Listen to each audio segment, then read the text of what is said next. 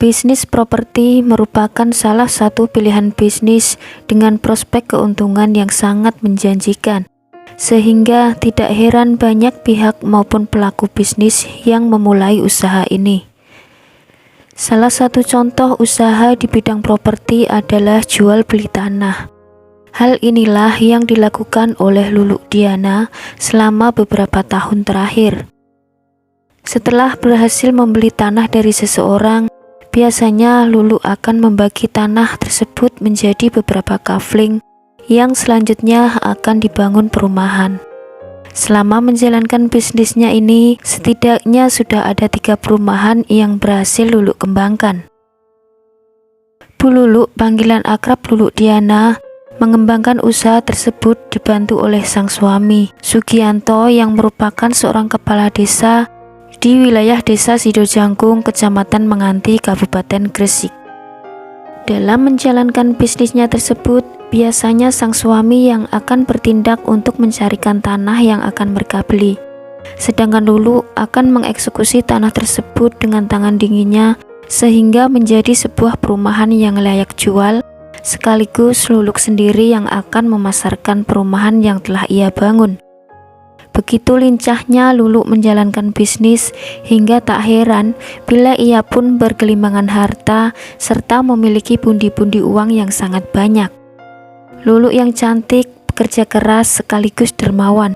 Setidaknya hal itulah yang dirasakan oleh tetangga rumah Lulu. Lulu yang juga merangkap sebagai ibu kades merupakan sosok yang begitu baik di mata warganya. Ia tak pernah absen membantu warganya yang sedang kesusahan ataupun terhimpit ekonomi. Pernikahan Pak Kades Sugianto dan Lulu telah berjalan selama kurang lebih 20 tahun dan telah menghadirkan 2 orang putra. Bahkan anak sulung mereka kini sudah berprofesi sebagai polisi yang bertugas di Polda Jatim. Di sela-sela aktivitasnya, tiba-tiba ponsel Lulu berbunyi. Ada notifikasi pesan untuknya. Itu bukan hal yang aneh karena memang hal yang lumrah bila ia sering menerima pesan masuk dari relasi bisnisnya atau terkadang dari warga.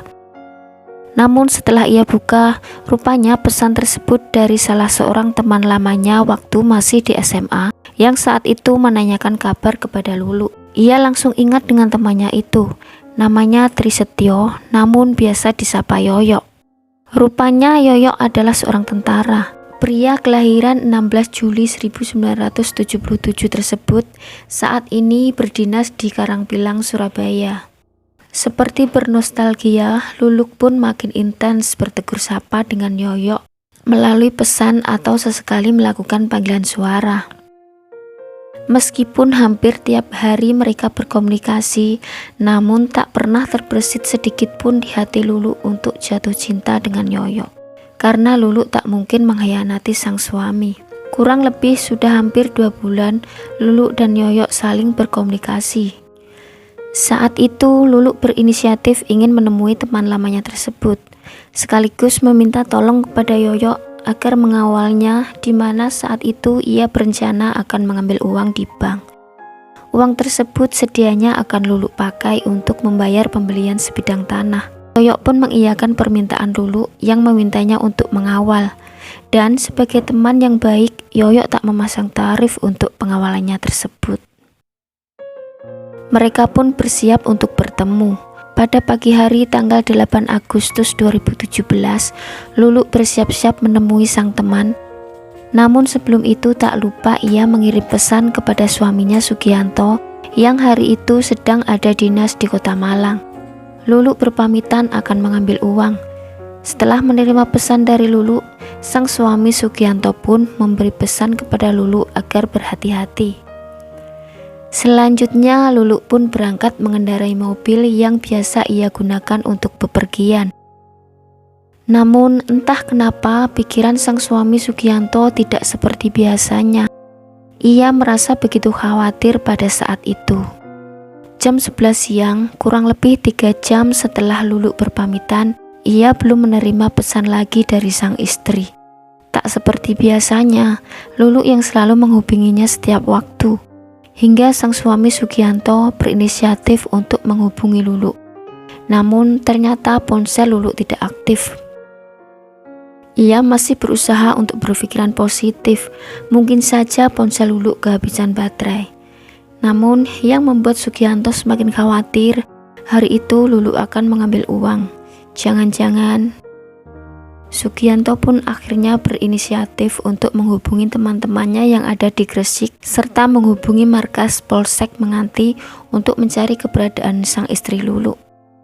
Mencari info ke sana kemari hingga akhirnya pada sore hari Sugianto menerima kabar yang sangat mengejutkan bahwa sang istri Lulu Diana ditemukan dalam keadaan tak bernyawa di dalam hutan di wilayah Mojokerto.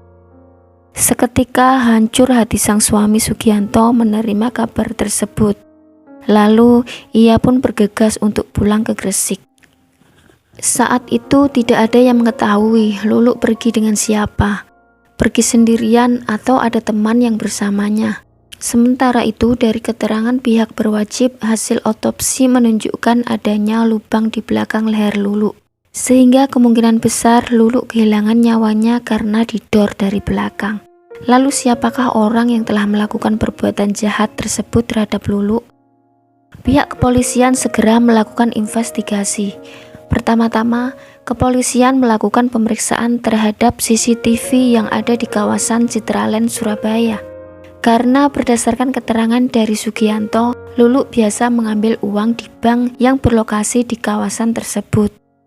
Namun, dari CCTV yang diperiksa, tidak ada tanda-tanda kedatangan Lulu di tempat tersebut pada waktu yang sesuai dengan kepergian Lulu.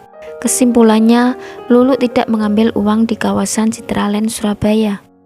Kepolisian selanjutnya memeriksa CCTV yang terdapat di bank yang sama yang ada di kota Mojokerto, wilayah di mana tubuh Lulu ditemukan. Rupanya ada kabar baik dari hasil pemeriksaan CCTV kali ini. Polisi melihat jejak keberadaan Lulu. Rupanya Lulu mengambil uang di situ.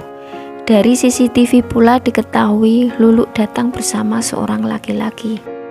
Polisi pun akhirnya memfokuskan penyelidikan terhadap sosok laki-laki yang bersama Lulu di tempat tersebut. Setelah melakukan penelusuran, terjawab sudah siapa laki-laki yang bersama Lulu. Tak lain tak bukan adalah Tri Setio alias Yoyok. Setelah mengantongi nama Yoyok yang merupakan seorang anggota TNI, kepolisian selanjutnya melakukan pengejaran terhadapnya. Meski sempat kabur beberapa hari, namun akhirnya petugas gabungan dari Polda Jatim berhasil membekuk Yoyok di Desa Mulyorejo, Kecamatan Ngantang, Kabupaten Malang, lokasi yang cukup jauh dari rumah Yoyok di Gresik.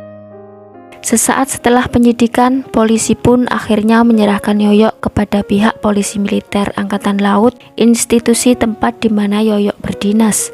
Awalnya Yoyok tak mau mengakui perbuatannya, namun karena bukti yang kuat, ia pun tak dapat berkelit dan ia pun mengakui semuanya. Banyak yang tak menyangka jika Yoyok tega menghabisi Lulu. Pasalnya, diketahui Yoyok yang merupakan seorang marinir TNI Angkatan Laut yang semestinya memberikan perlindungan kepada masyarakat justru melakukan tindakan kriminal tingkat berat. Berdasarkan pengakuan dari Yoyok, pada pagi hari tanggal 8 Agustus 2017, Lulu menjemput Yoyok di sebelah timur rumah Yoyok di wilayah Kedamaian, Gresik. Selanjutnya Yoyok dan Lulu pun mengendarai mobil bersama. Awalnya Lulu akan menuju tempat di mana ia biasa mengambil uang, yaitu di kawasan Citraland, Surabaya. Namun Yoyok membujuk Lulu agar mengambil uang di Mojokerto saja, supaya mereka bisa ngobrol lebih lama. Setelah sampai di bank yang dituju di kota Mojokerto, Lulu kemudian mengambil uang sebanyak 150 juta. Setelahnya Yoyok dan Lulu kembali pulang ke Gresik. Namun di tengah perjalanan, saat sampai di kawasan hutan lindung di Watu Blorok, Yoyok mengajak berhenti sebentar untuk sekedar berselfie. Lulu pun tak menolak ajakan Yoyok tersebut, dan disitulah rencana jahat Yoyok akan segera ia lakukan, di mana rupanya dari rumah ia sudah menyiapkan senpi yang ia simpan di dalam baju yang ia pakai. Saat kondisi sepi, Yoyok langsung mengeluarkan senpi lalu mendor Lulu dari belakang dan mengenai bagian tengkuk Lulu. Lulu pun langsung roboh dan terjatuh. Setelah diketahui Lulu tak lagi bernyawa, Yoyok segera kabur dengan mobil Lulu dan membawa uang 150 juta yang baru saja Lulu ambil. Sesampainya di daerah Krian, Sidoarjo, Yoyok meninggalkan mobil Lulu dalam keadaan terkunci.